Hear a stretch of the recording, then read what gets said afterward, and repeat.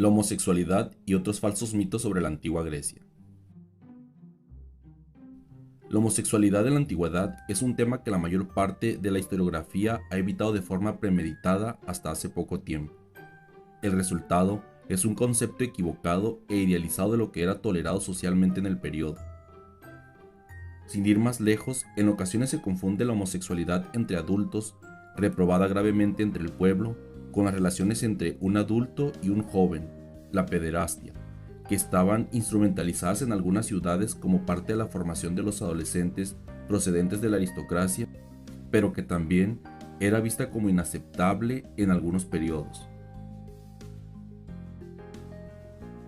En definitiva, y así lo denuncian distintos autores desde hace años, las generalidades han transmitido una visión desdibujada de la realidad sexual en la antigua Grecia y en la civilización que posteriormente recogió su legado, Roma. La literatura y la mitología grecolatina están repletas de personajes bisexuales y de referencias a prácticas homosexuales entre hombres. El propio Zeus, el padre de los dioses y los hombres, tenía a un joven troyano, Ganímedes, como a uno de sus amantes favoritos.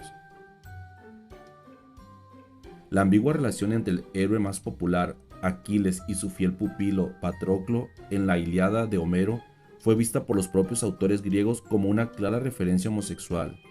Precisamente por las muchas referencias, resulta sorprendente que casi ningún historiador abordara de forma clara el asunto hasta el siglo XX.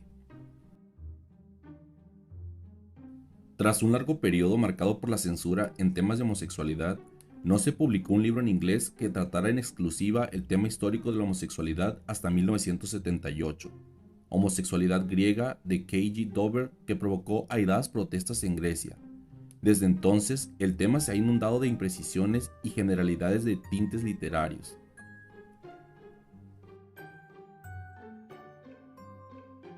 La pederastia como un instrumento social.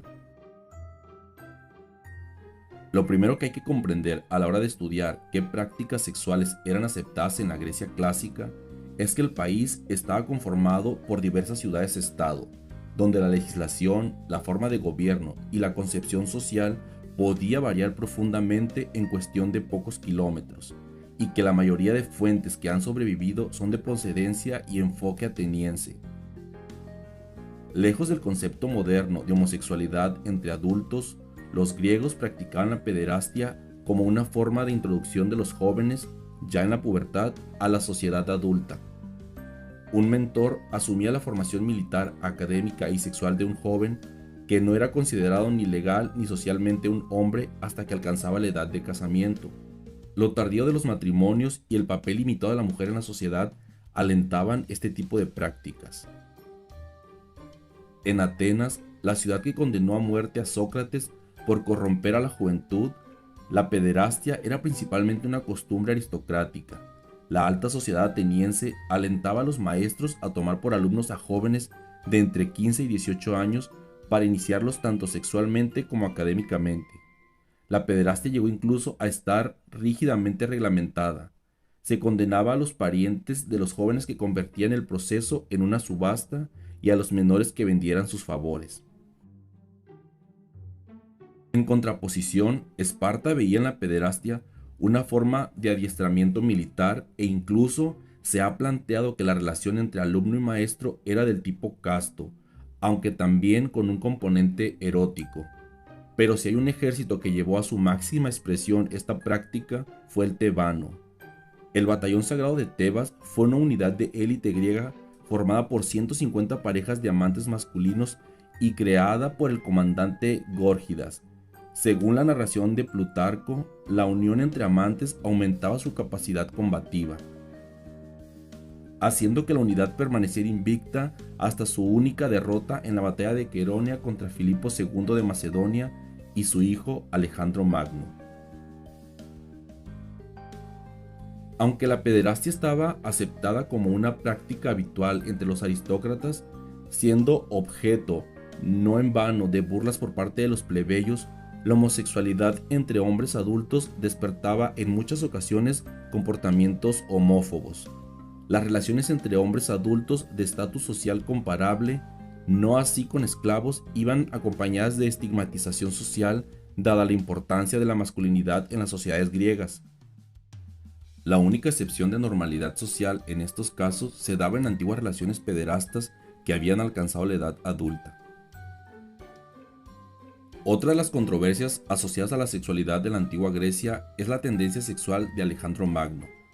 En la película que Oliver Stone realizó en 2004 sobre el conquistador macedonio, una región considerada bárbara para los griegos, pero de gran influencia helenística y hoy dentro de las fronteras de Grecia, se presenta a Alejandro como alguien abiertamente bisexual, sobre todo en la versión extendida.